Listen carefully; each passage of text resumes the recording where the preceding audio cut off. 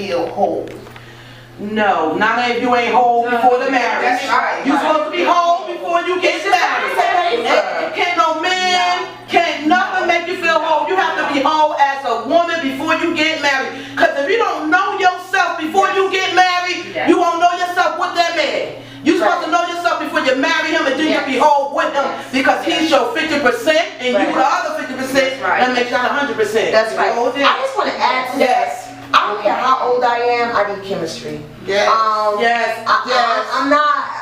not a settler. I'm not jumping the broom with somebody just to have a warm body next to me. Exactly. I'm sorry, I'm not doing that. And I have friends, some of my friends, some of my associates that they don't even give themselves a chance to heal from the last relationship, and they're already in another one. Just can't be by yourself. What about your kids? Offender. But you know what? I suggest they go to Hosiery City, get that purple bullet. She got one. Use it until you get to know yourself. Use that bullet. I don't care how many double A batteries you. I don't care if you take it out the remote control, the smoke detector. Don't take it out the smoke detector.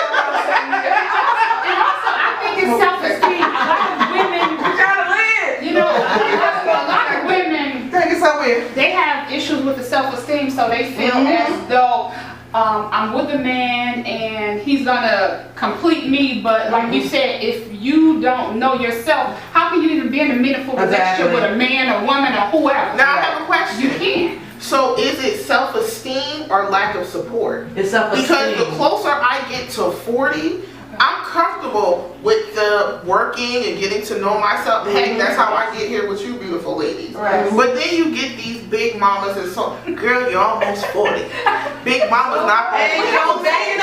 But you know what? They still do it. And I'm looking at her like, well, big mama, you've been divorced about 3 or 4 times. At least if I do it, I want to do it one time and right. So when is it right? When do you stop? But that's why you gotta step out on faith. Like, just like Marla said, like even though it didn't work, you got that under your belt. You did it. You know, at least you did it. Me, I've been engaged twice, and it was a joke to me. Like, what we doing? You can't do this. Did you feel, Yolanda, that they weren't ready or you weren't ready? The first guy, and I don't follow him no more, so I hope he ain't looking at me. He would know. Oh, okay. And probably most of the people that know, but anyway, don't matter. He long gone. Okay. He was so good to me. I mean, like, good to me. But when you fall out of love with a person, you just do. And, you know, instead of me keeping him around, having him pay my bills, because if I wanted him to stay, he would have stayed. If I wanted him to stay, and I went and partied out and came home, and I lived 2 different lives, he would have put up with that. Because he was head over heels. He did not want to let me go, and he was willing to, you know, but I'm trying to get into heaven. Lord knows I done enough, you know what I mean? And I felt horrible, you know, even knowing deep down, like, you know what, he never gonna leave unless I leave. Unless you leave. Yeah, he not gonna leave. It's not like he gonna, and the relationship was so over. That was my situation. He was comfortable and he was not giving up, you know, like, He ain't have a backbone either. And my You can do whatever you want and get obedient and some strength. That was the last 6 months of our relationship. Now my personality can believe me, supersede. You know, a lot of men, you know, they might start off thinking they running something, but it's not about, I'm not saying like you need a man to run you. I'm not saying that at all. But I'm saying, who want a weak brother? Who wants somebody here? Yeah, exactly. You walk all over. You want a little authority, like a little something, like you know what I mean? I'm with my wife. She's an aggressive. I don't want no weak woman because I'm a strong woman. You understand? From time to time, I want her to be able to stand up to me. You understand what I'm saying? I don't want to run over you. I don't want to do that. No, it's not attractive. It's not. But I have a question from one of our men. I have 2 questions.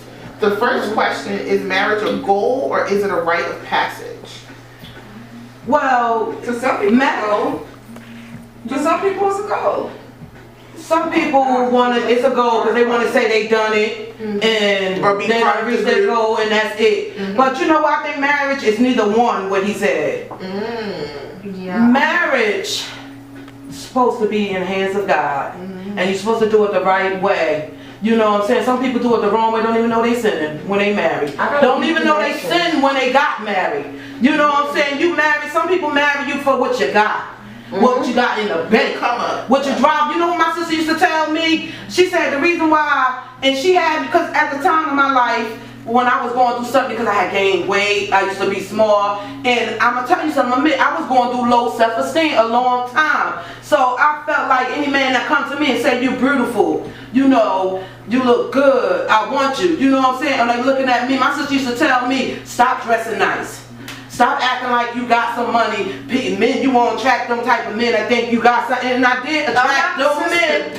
My other sister Wanda, I did attract those men that thought I had something, not knowing that what I did have is why I work hard for it. I have extra cash in the bank. So you marrying him, you don't know who you marrying. He didn't even know who he was married. He's married somebody that's struggling just because I'm working. I bought that car with my check. You know, I bought that house with the money I'm making, but I don't have no extra money to take care of you. So a lot of men looking at you because they banking off of you. They banking off you. Just like us as women, we can see a man and know we want to have sex with them in 5 minutes. Just like men, they can see a woman and know he can use you in 2 seconds. Right? You know what I'm saying? That's what I'm saying. Marriage is supposed to be in the hands of God. People do it for the whole nother reason. You still going to hell. You still sinning. If you ain't doing it for God, don't do it at all, because you're still sinning while you laying down with that person. That's right. You still. I have one more. Can you go back? I just need you to do a repeat. That part that grabbed me. What was that part that just grabbed me? We were so sure. Wait, I have the question. Thank you, Turnpike, for your great question. Our next question is from the Arthur Curtis Moore. And Mr. Moore would like to know. That's our team. Curtis! Mr. Curtis Moore? Yes, it is. We don't know you, but take a walk with the Wilson sisters. His question is, why do good women complain about there aren't any good men out here, but when they have a good man, they don't know how to treat him? That don't make no sense. Okay. He said, okay, can you repeat that? Because you just, Why do we complain that there aren't any good men out here? But when you get one, but that's so I can't answer that question. I'm sorry. Let me walk with the Wilson sister. Let me walk on, sister. The reason they feel that way is because they're not used to good men. They're not used to getting treated a certain way. Talking about they gotta break the pattern how that man treated them, because when they get with the good men, they're like, oh, he's not hard enough, or oh, he's corny, I don't like how he dressed. Stop looking on the outside and get used to how, try something different. And you know what I gotta say? I'm talking to ladies, try something different. If you like dress, try a man with a haircut. Right. That's what I'm saying. Try something like that. What I did, and I changed it up, and it was, like I said, it was an experience, because I decided I wasn't dealing with no more trap guys. I wasn't dealing with no more street dudes at all. I know reformed ones. And it's crazy because I'm attracted to them little streets. So what I did was I started dating straight guys. When I say straight, I mean to say square guys. Okay. What's a square guy? A square guy is a guy that has never, like, we was watching The Wire and he was like, what's that? Oh, that's a square guy. He don't even know what that is. Oh, that's a square guy. He's square. And he don't know about power, but I know why from home. It's a lot of people, we you know, a lot, and this is word to the wise to these young ladies that, you know what you laying down. Because, you know, you got a lot of these reformed guys. Let me explain something to you. These guys have been doing this for a very long time. Okay, we're talking about reformed guys. We're talking about guys that was in the street, you know what I'm saying, hustling and bustling to make a living, swindling and this and that. What make you think they didn't bring that to your doorstep? Exactly. What make you think that mentality don't still live in that man's mind? You know what I'm saying? He came from a place where he always had to lie and make up stories and all this deceiving. Exactly. This was his way of living. Because I don't know many guys that was on the up and up that was in the street. I'm from the street. I know what it looked like. Okay? I'm from the street. I know. Exactly. So there's not too many guys that can sit here and tell me, oh, you never ran game on nobody or whatever. So when I say reformed guys, a lot of these women, oh, my man, he a truck driver. Okay, all right, cool. This is probably his first job. He's 35. Okay, he done did all his little anadels, all his little whatevers, and on top of that, and you know what? I call it like I see it. Okay, on top of that, he got 5 babies. Okay, right now this is his first job, so mind you, if he ain't cool with these chicks and the work done out, he got arrears.